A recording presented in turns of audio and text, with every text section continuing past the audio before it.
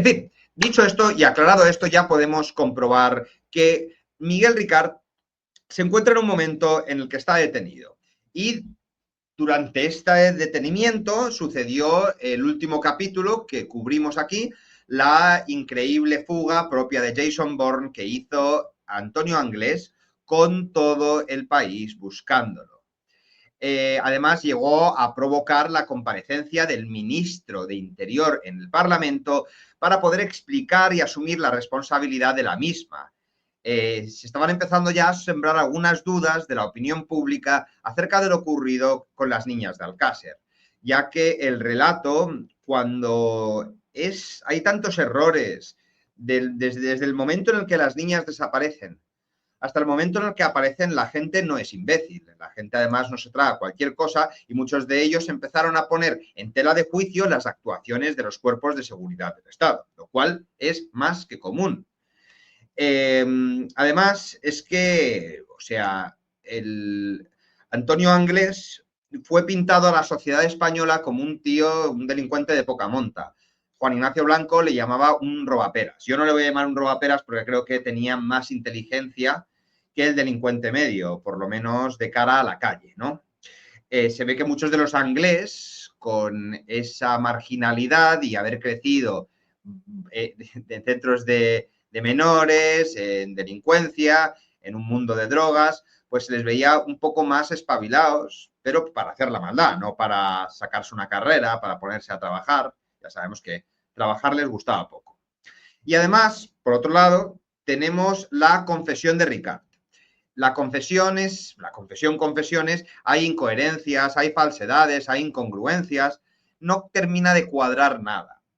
Sobre todo al conocerse los datos del Instituto Nacional de Toxicología, por lo que la Guardia Civil se veía en la posición que con los detalles que le había dado Ricard antes, no habían adquirido esclarecer lo que de verdad había ocurrido en Alcácer o en La Romana el día de autos.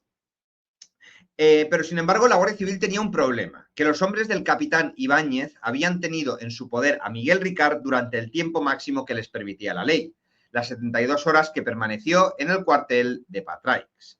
A partir de entonces, cualquier interrogatorio que se realizara al presunto asesino tendría que ser en presencia del juez y del fiscal, del entonces presunto asesino, que ya se le llamó asesino a este señor en un tribunal. De todas maneras, había que pedir permiso al juez del caso, el juez Bort, para visitar al Ricard en la cárcel para preguntarle sobre el paradero de Antonio Anglés. Y eso hicieron. Aquí, en el capítulo de hoy, como siempre, os voy a leer muchos cachos del sumario. En esos momentos, pues, me escucháis o no me escucháis. Pero como siempre, sabed que una cosa que hablé con David antes de ponerme a leer este cachillo del sumario de la solicitación de la autorización de entrevista del preso, que no tenéis que por qué seguir el hilo de lo que yo vaya diciendo, que si luego lo queréis ver en diferido o si no os interesa lo que yo digo, también lo entiendo, que para mí es muy importante que todos en el chat vayáis intercambiando opiniones y tal, independientemente de si me escucháis o no importa, es secundario, pero quiero que A Prueba con Nota Alta se convierta en los lunes en el mayor foro activo de Alcácer. ¿Qué os parece mi objetivo? ¿Es realista, chicos? ¿Es realista? Bueno, en fin, os digo, chicos, os leo este cachillo del sumario. Solicitando autorización entrevista a un preso. Por ser de interés para el esclarecimiento y detención de Antonio Anglés Martins en relación con el triple asesinato de las 3 niñas de Alcácer, solicito vuestra autorización para entrevista en la prisión de Castellón con el preso Miguel Ricard Tárrega en los siguientes términos. Mostrar fotografías sobre amigos de Antonio, identificación personas, lugar posible ocultación. El documento fechado el 9 de febrero y firmado por el capitán Ibáñez surtió su efecto y el juez Bort autorizó la entrevista. Días después de ser visitados por 2 guardias civiles en la prisión de Castellón, Miguel Ricard solicitó declarar nuevamente ante el juez Bort. Lo decimos así. Días después de ser visitado por 2 guardias civiles en la prisión de Castellón, Miguel Ricard solicitó declarar nuevamente ante el juez Bort. Empecemos con esta declaración. Juzgado de Instrucción número 6 de Alcira, declaración. Nombres y apellidos, Miguel Ricard Tárrega. El DNI pasaporte no nos interesa, naturaleza es de Catarroja, Valencia, fecha de nacimiento el 12 de septiembre de 1969, hijo de Miguel y de Encarnación, con domicilio en calle Alicante, el 11/5 de Catarroja. En Alcira, a 2 de marzo de 1993. Ante el juez de instrucción y de mí están presentes el ilustrísimo señor fiscal don Enrique Beltrán y el médico forense de instrucción 6 de Alcira, don Francisco Ros Plaza. Leída la declaración prestada anteriormente ante este mismo juez instructor, realiza el declarante las siguientes aclaraciones y rectificaciones. La primera, que no es cierto que durante el trayecto hacia la discoteca Color, Antonio Anglés llevara ninguna arma de fuego, sino que llevaba un cuchillo lanzador que siempre llevaba enfundado en el pantalón, si bien durante el trayecto en el viaje que hicieron en el vehículo no lo sacó en ningún momento, sino que cuando los jóvenes se dieron cuenta que pasaban de largo de la discoteca y que no las paraban y empezaron a protestar, el declarante dijo a Antonio de dar la vuelta y dejarlas. Pero este último, pegándole 2 capones, le dijo que en el coche mandaba él. Y a continuación, para callar las protestas de las niñas, Antonio empezó a pegarles puñetazos a las mismas, siendo pues cierto todo lo relatado en la anterior declaración sobre lo que ocurrió en el interior del vehículo en este primer trayecto, salvo ya dicho de que no llevaban a Antonio ningún arma de fuego, así como que también que no es cierto que en ese momento ataran a ninguna de las jóvenes. Asimismo, hace notar el declarante que una vez que bajaron del vehículo, aunque no puede concretar si las jóvenes llevaban o no algunos dientes rotos, él supone que sí, pues Antonio pegaba con mucha fuerza y en cualquier caso lo que sí vio es que las 3 estaban completamente ensangrentadas las caras, los labios y narices. Que no es cierto que pararan en ninguna fábrica ni en ningún campo de algarrobos, sino lo cierto es que fueron a la caseta, directamente a la caseta de John Bay, que queda cerca del lugar de enterramiento y ello a indicación de Antonio.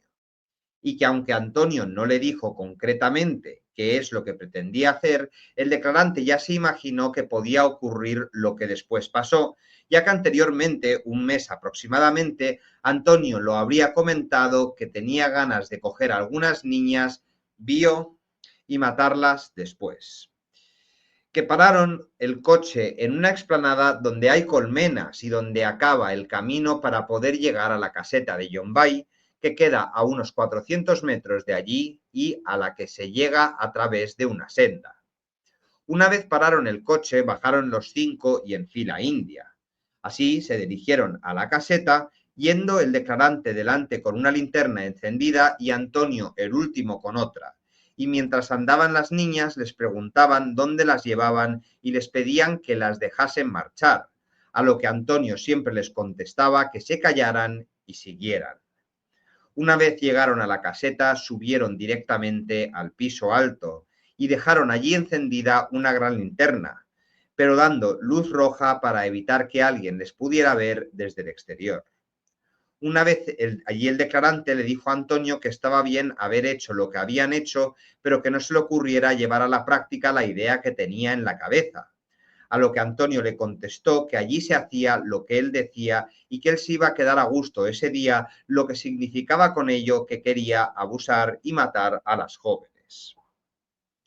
Al mismo tiempo, las 3 jóvenes protestaban y querían marcharse, ante lo que Antonio, nuevamente iracundo, comenzó a golpear con una tranca a Miriam y Desiré, que se encontraban atadas a un poste, y les dio varios golpes fuertes a ellas, quedando una de las 2, Desiré, inconsciente un momento, mientras que Miriam le pedía a Antonio que no le pegase. Chicos y chicas, que os quiero advertir que lo que viene ahora es realmente duro, ¿vale? Así que yo voy a evitar decir palabras que pueda ofender, pero advertidos quedáis de que esto es difícil de procesar, ¿vale? Así que de verdad a todos, si os queréis marchar y no os queréis escuchar este directo, lo comprendo perfectamente y ningún tipo de presión, ¿vale? Simplemente advertiros, ya que no es mi intención que nadie se disguste con estas declaraciones, ¿vale? En fin, continúo. Se aclara a este respecto que una vez que llegaron a la caseta y subieron al piso alto, lo primero que hizo Antonio fue atar a Miriam y a Desiree a un poste que hay en el centro del habitáculo, con las manos a la espalda y atadas al referido poste con gasas que llevaban Antonio o con cuerda de ganado que había en la misma caseta, sin que pueda recordar exactamente con cuál de estos dos elementos se hicieron las ataduras, y encontrándose las dos jóvenes en posición de espalda con espalda y sentadas en el suelo, quedando el poste en medio de las mismas, y mientras tanto el declarante sujetaba a Antonia, que permanecía de pie. A continuación, Antonio cogió a Antonia, la tiró a un colchón que allí había y la desnudó totalmente, mientras ésta se oponía y se defendía, siendo en todo momento reducida por Antonio. Una vez desnuda y estando tumbada de cara arriba, Antonio se bajó los pantalones y los calzoncillos y le introdujo su miembro por vía vaginal, continuando entre tanto la resistencia de Antonia, al mismo tiempo que daba muestras de que le dolía. Sin embargo, unos 10 minutos más tarde, sin que pueda precisar el declarante si hubo o no eyaculación, Antonio dio la vuelta a Antonia dejándola boca abajo e introdujo su miembro por vía anal, mostrando también a Antonia el dolor que aquello le representaba, hasta que aproximadamente unos 5 minutos después, Antonia profirió unos gritos y alaridos desgarradores de dolor, apercibiéndose el declarante que Antonio, encontrándose ya junto a Antonia, estaba introduciendo en el ano de esta un palo cuyas características no puede precisar, suponiendo que debió durar unos 5 minutos la penetración del referido palo. Una vez hecho lo anterior, Antonio le dijo a Antonia que se vistiera, ayudándole a hacerlo ya que la misma se encontraba en unas condiciones muy malas, y una vez vestida la ató al poste, después de haber desatado previamente a Desiree, siendo en esta operación ayudado por el declarante. Desatada, Desiree, Antonio la desnudó rompiéndole las ropas superiores y la tiró en el colchón, donde le bajó los pantalones diciéndole al declarante que ahora le tocaba a él, protestando el declarante que en esas condiciones a él no le apetecía hacerlo. Respondiéndole Antonio que estaba con él o lo enviaría a tomar por culo, dando a entender que lo mataría. Al mismo tiempo, con un tronco de bastante grosor, lo golpeó 2 o 3 veces al declarante en la parte inferior de la espalda. Entonces el declarante se bajó los pantalones y los calzoncillos y, tumbándose en el colchón encima de Desiree, la penetró por delante, estando aproximadamente 5 minutos hasta que, cansándose y sin llegar a eyacular, retiró el miembro y se volvió a vestir. Mientras tanto, Antonio estuvo arrodillado en el colchón viendo cómo lo hacía el declarante, y cuando éste terminó le dijo que si ya estaba con ello, dando a entender que le había parecido muy corto. Hace constar a este respecto el declarante que, al tener acceso carnal con Desiree, éste se opuso y le pidió que no lo hiciera, si bien previamente no utilizó fuerza contra él, ya que previamente Antonio le dijo que la mataría si no lo hacía con el declarante.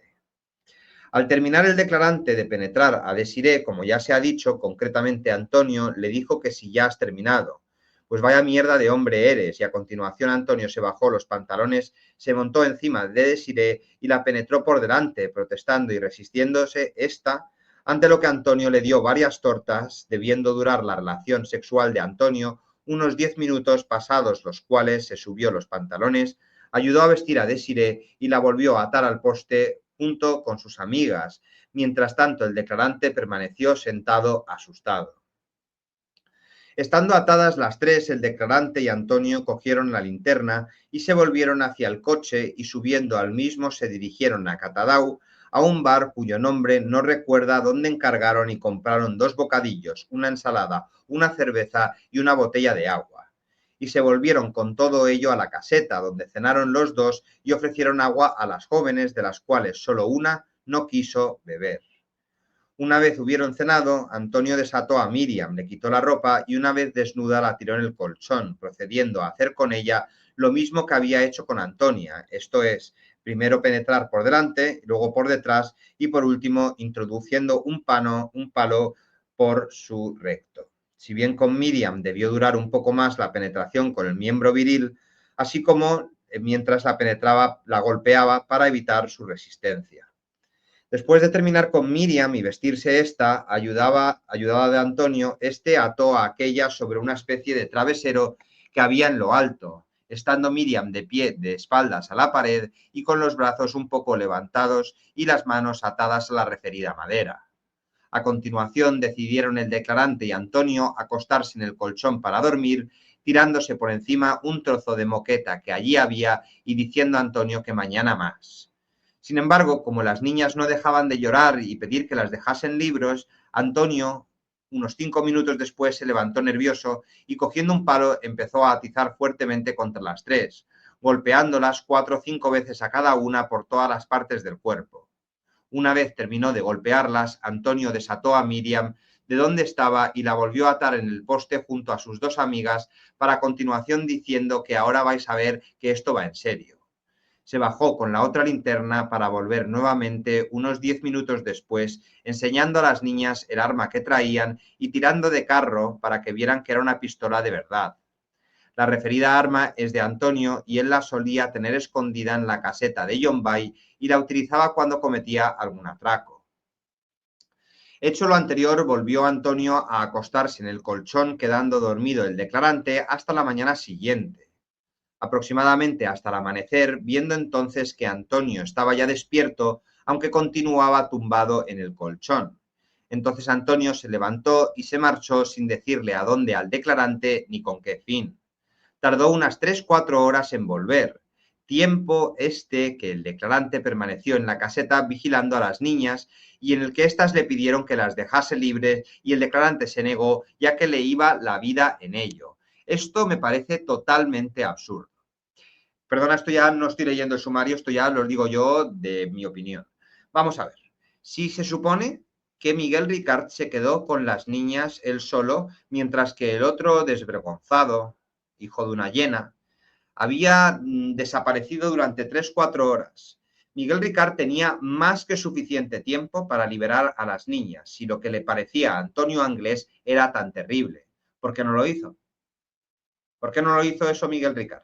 De acuerdo a la versión que aquí contamos. Porque a mí me molesta bastante que se defienda muchas veces a Ricard como un pobrecillo, pero luego en cada una de las declaraciones siempre te mete alguna que te hace pensar que el tío era un sinvergüenza, era una mala persona y puede que hasta fuera cómplice de todo lo que sucedió a las crías. No podemos olvidar, en esta versión que nos cuenta, nos dice que Antonio Anglés le obligó a mantener relaciones con Desiré, pero en las versiones anteriores que había contado, él se había quedado con Desiré en el coche y que le comió la cabeza y que ella estaba asustada y que se resistió. ¿Sabéis lo que le llamamos eso en mi pueblo? Yo creo que sí. Y creo que en vuestro pueblo tiene exactamente el mismo nombre que en el mío. Y eso es lo que hizo Miguel Ricard con una de las crías, con Desiré. Así que menos defender a este toxicómano, a este asesino, a este, no sé qué adjetivo darle a este pedazo de escoria humana, pero 3-4 horas con las niñas él solo, de acuerdo a esta versión, que luego, claro, que la va a cambiar 80.000 veces como siempre hace. En fin, posteriormente el declarante supo que durante esas 3-4 horas Antonio había cavado la fosa sirviéndose para ello de una azada que llevaba en el coche y de un pico que anteriormente lo tenía en la caseta de Alborache, aunque ignora el declarante si Antonio fue ese mismo día a Alborache a cogerlo o si ya lo había llevado a la caseta de John Bay antes de ello. Cuando Antonio volvió, llamó al declarante para que se bajase a la planta baja y allí dijo que había que matar a las niñas y enterrarlas para que no se chivasen.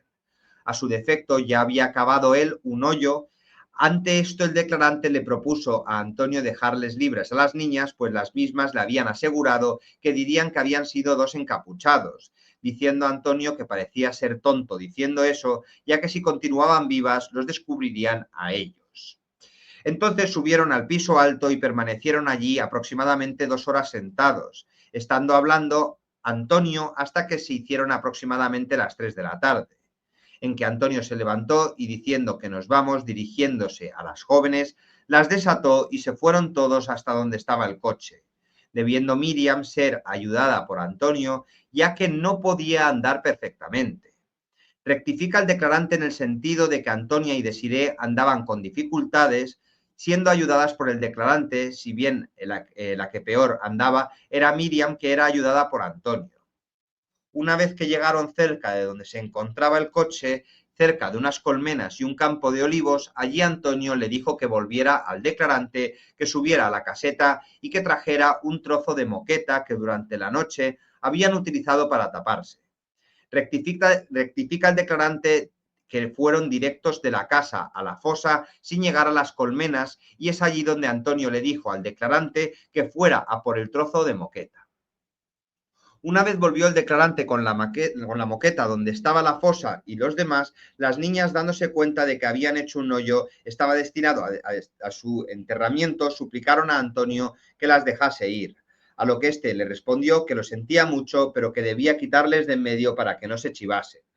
Ante lo cual las tres jóvenes se pusieron a gritar histéricamente.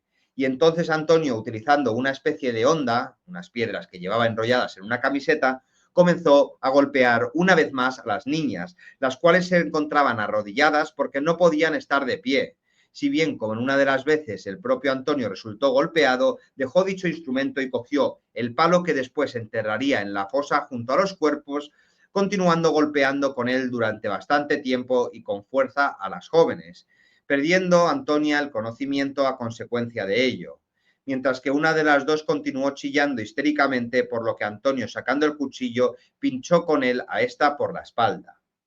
Aclara que mientras fue a por la moqueta, supone que Antonio ató nuevamente las manos a las jóvenes, ya que así se encontraban estas cuando él volvió.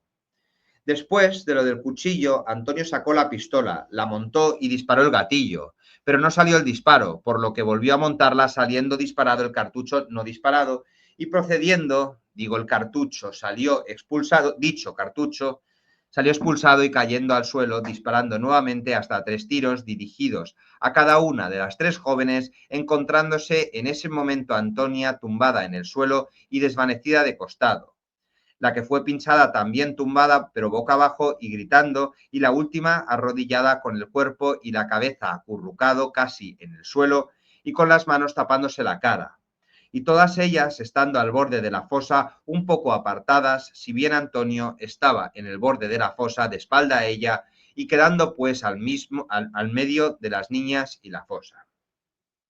Después de muertas, Antonio colocó en el fondo de hoyo la moqueta, tiró un cuerpo tras de otro en el interior, de modo que quedaban apilados para taparlos con el resto de la moqueta y a continuación tirar la tierra encima, para lo cual Antonio requirió al declarante a que le ayudara, lo que así hizo este con la azada mientras Antonio enterraba con la parte más ancha del pico.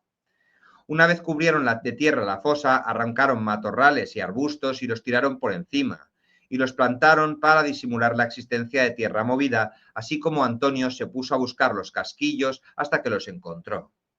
Hecho lo anterior, se volvieron los dos a la caseta y Antonio subió a la planta alta a recoger lo que se hubiera podido caer y todo lo suyo. Cogieron las linternas y se volvieron hacia el coche, recogiendo de camino el pico y la azada, que se llevaron también al coche.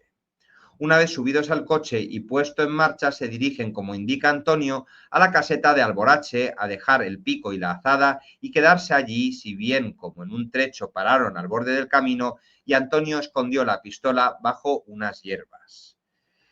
Una vez llegaron a Alborache, se quedaron allí sin que sea cierto lo manifestado en la declaración anterior de que hubieran destruido las ropas en un vertedero de Buñol, ya que el declarante no se manchó sus ropas para nada, aunque cree que Antonio sí debió mancharse el pantalón vaquero que llevaba, ya que después no se ha vuelto a ver. Y desde entonces el declarante no ha vuelto a subir más a la caseta de Llombay ni a la fosa, sino que únicamente él y Mauricio, el hermano de Antonio, fueron a recoger la pistola porque el día siguiente iban a hacer un atraco en Buñol el declarante, Antonio y Roberto, el hermano de Antonio, a la caja rural, si bien no llegaron a entrar en la entidad bancaria, ya que esperando en el coche de la puerta, la Guardia Civil les dio el alto y salieron huyendo. Hacer constar el declarante que el día 5 de noviembre anterior, él junto con el Mauri hicieron otro robo en la misma entidad bancaria, llevando y usando el declarante la pistola de Antonio cargada con 5 cartuchos, mientras que este último les esperaba fuera del coche para huir, obteniendo un botín que no llegaba al 1.000.000 de pesetas. Hechos estos que los cuenta entre risas y comentarios irónicos de que como para los bancos Antonio es un cagado. Se refieren aquí que Antonio siempre, por lo visto, siempre esperaba fuera, nunca ejecutaba el atraco. En relación, a ver si está todo bien, sí está todo bien. En relación en el atraco del día 5 de noviembre, aclara que Antonio quedó a una cierta distancia con el vehículo, yendo desde este hasta la entidad bancaria, el declarante y el Mauri con una Moto Derby Variant negra que anteriormente Antonio había sustraído en Pedralba.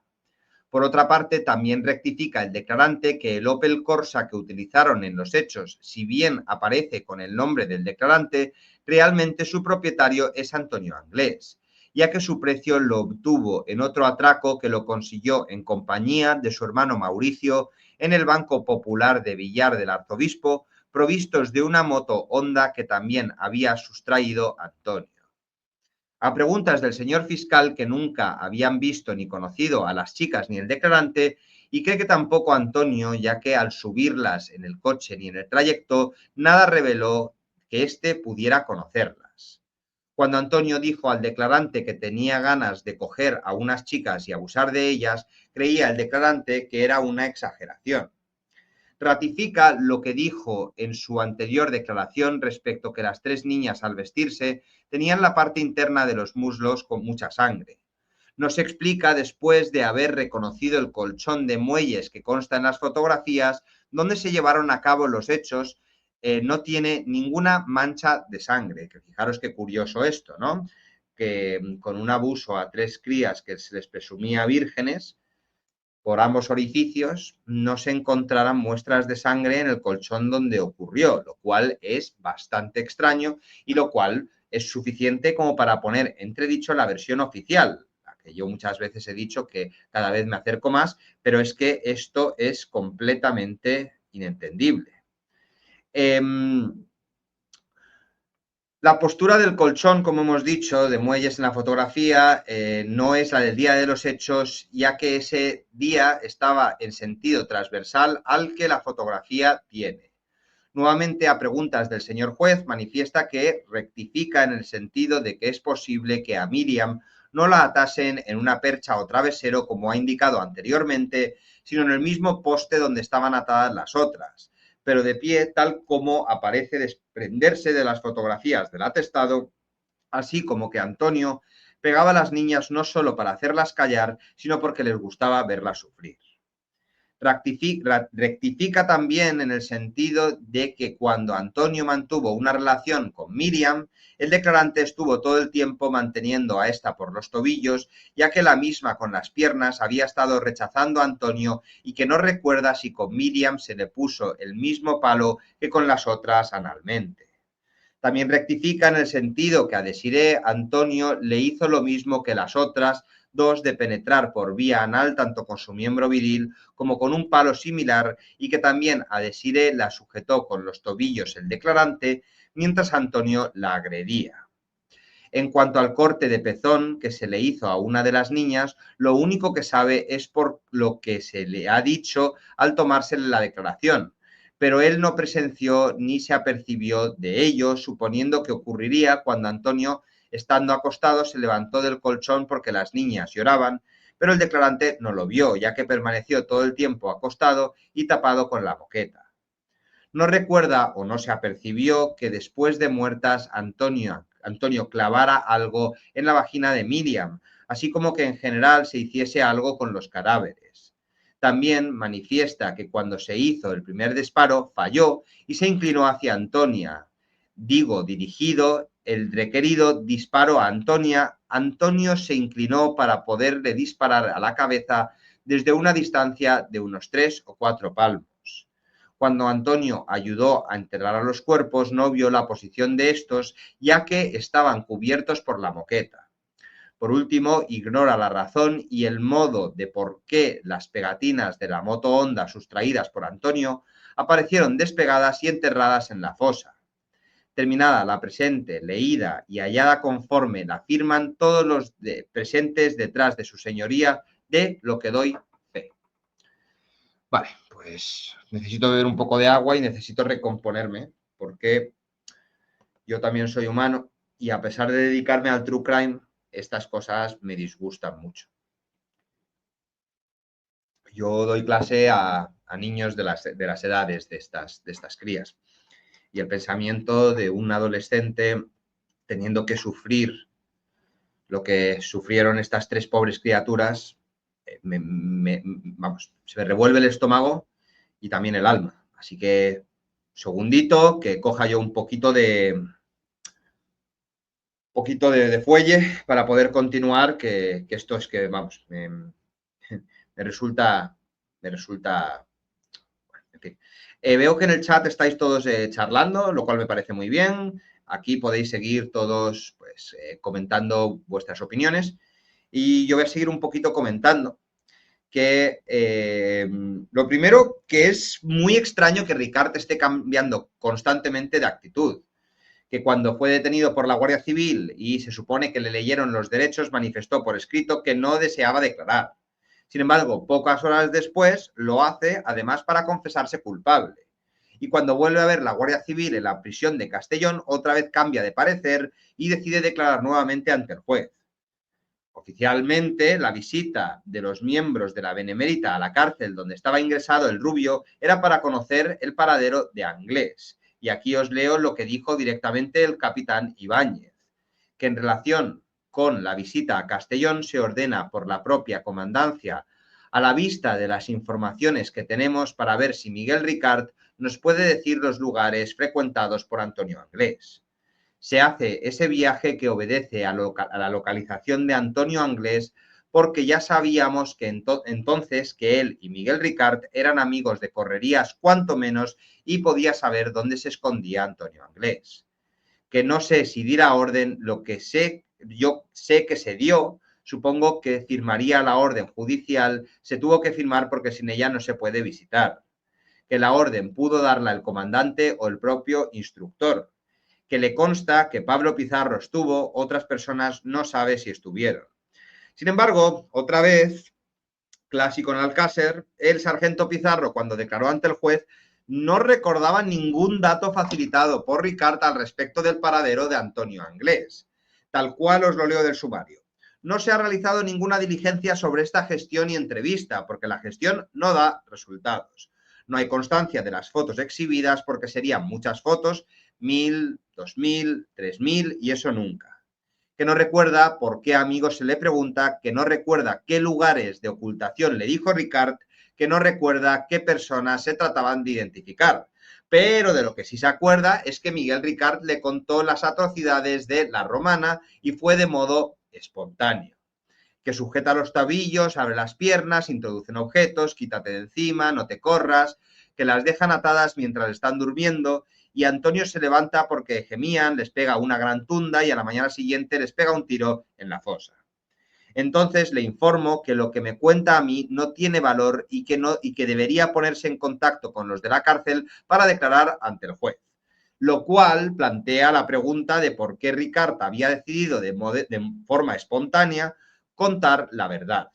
Según Pablo Pizarro, el instructor dice que cree que era porque todavía era persona y no un cartel de circo.